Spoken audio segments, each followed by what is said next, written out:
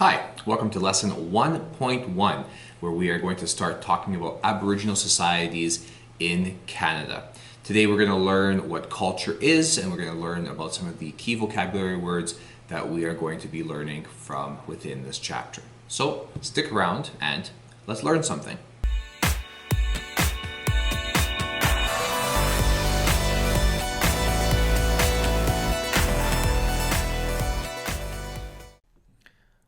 Lesson 1.1, an introduction to Chapter 1, which is all about Aboriginal societies. This is from Unit 1, Pre-Confederation. The overall question that we're trying to answer in this chapter is, who are the diverse Aboriginal peoples who have contributed to the building of the country we now call Canada? That is what we're going to be doing for this entire chapter. And this chapter's main focus is all about culture. What is culture? What are some elements of culture? We're looking for different definitions. That is the overall concept here. Hopefully by the end of this chapter, we will have a better understanding of what culture is. Now, ready for the next big thing. We've got our vocabulary list. This is a fairly large list of vocabulary words. And this is the heaviest chapter in terms of vocabulary, but here are your words. I'll go through this list. We've got culture, pluralistic society, a primary source image, a secondary source image, point of view, bias, natural world, worldview, traditional teachings, indigenous, elders, oral culture, Aboriginal peoples, ethnocentric, clans, government, consensus, democracy, three sisters, alliance, Iroquois confederacy, communal, economy, stereotype, and authentic. Let's start with culture. What is it? What's some of the definitions and examples of culture? Well, a culture is the way of life shared by a group of people. A very specific group of people. People who share knowledge, experiences, and values. If you've got a group of people that share those three things, chances are they are of a similar culture. So some examples of what some cultural elements are our relationships with nature, the languages that we speak, the beliefs that we hold. Now, those beliefs could be religious beliefs. They could also be beliefs about other non-religious elements in life. Food, that's a massive part of culture. So is clothing, sports, and entertainment. And you can see here we have a culture wheel, and we've got the values that a group of people share, the greater community, the knowledge and stories of those people. Language, that's a big one. The traditions and rituals that cultures have. How do we celebrate certain achievements or holidays or milestones? Techniques and skills, tools and objects that are used from within that culture. The arts is a big one.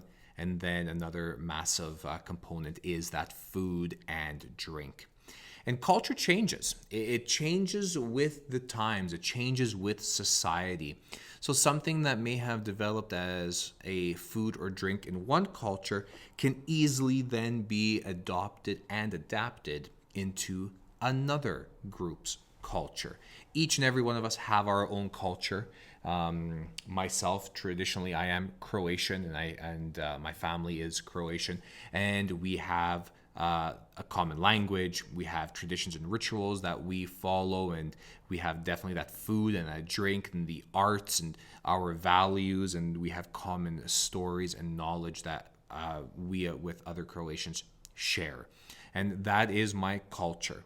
And within our own class, we also have culture for the class. Now, we all come with specific individual cultures, but we also have a class culture. Now, our class is online, so we have different elements there, but we do have a common language. We do have common traditions and rituals, and we have common values, and it's all for the greater community. And all of this, again, changes over time. Canada is a pluralistic society, and we learn that all cultures have value. There is not one culture better than another culture. We all are contributing to our Canadian culture. And many will argue that there is no such thing as a Canadian culture. And as we progress through our curriculum here in grade 7, you will realize that, yeah, there actually is a Canadian culture. And we sum up Canada by saying it's a pluralistic society. Pluralism means that we respect and value the individual as well as the collective opinions of all the people within our country. It naturally leads itself to having a democratic country. Because we have different viewpoints, because we have different opinions, because we have different experiences, everything can be added together and everything has value, and that leads to a very well-run democratic country. And as we'll see in chapters 2 and 3, when the Europeans come, the French and the British come, this isn't a new idea. This pluralistic society is not a new concept to what we call Canada today. Long before Europeans even ventured their way across the ocean, our First Nations, they were a pluralistic society because they each had their own individual cultures. And that's really important to remember. Sometimes, though, people disrespect cultures. When you disrespect culture, that leads to a stereotyping of a particular group, and it even leads to conflict. And sometimes that conflict does then lead to war and civil war, and this is all about disrespecting culture. And like I mentioned earlier, it leads to stereotyping. And a stereotype simply is an oversimplified image of a person or a group that makes all of them seem exactly the same. So if you've ever traveled outside of Canada and somebody happens to ask you, oh, what are you? And you say, oh, I'm Canadian. And people say, oh, you're good at hockey. Right? So oftentimes Canadians get labeled as being a very specific group of people because we are stereotyped. We are stereotyped as hockey players who love to go to Tim Hortons. We're known for the beavers that exist. We've got maple syrup, and we all ride polar bears, which is not true. In the image here, we do have all of those typical stereotypes, as well as the person sitting on top there in their shorts in wintertime, apologizing for who knows what. That is a very stereotypical view of Canadians. Do we share some of these stereotypical views? Do we hold some of these stereotypical views? Do we have these? Absolutely we do. But when you stereotype, you're painting everybody as the same image. And that's not who we are as a person. That's disrespecting somebody's culture. And that leads to ethnocentrism. When a group of people don't respect or value other cultures, is because they are viewing their own individual culture as the best, which means they are viewing themselves as ethnocentric. They are ethnocentric. When you think that your culture is way better than everybody else. So a really good example that is coming from our curriculum is the European arrival in North America. When the Europeans arrived, at that time in history, they believed that their way of life was absolutely the best way. Now, they thought that they were better than the First Nations that were here. They thought that they were better than everybody on the planet. The Europeans always saw themselves as being the best. Even within their own European cultures, Europeans thought that they were better than other Europeans.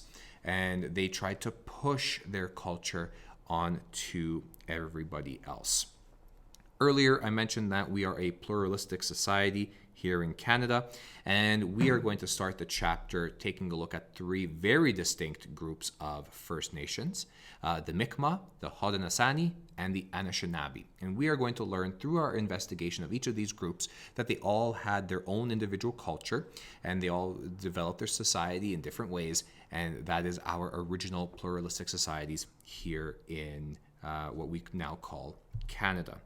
What I would like you to do now is I want you to head over to your OneNote notebook, and I want you to complete the vocabulary section for this chapter.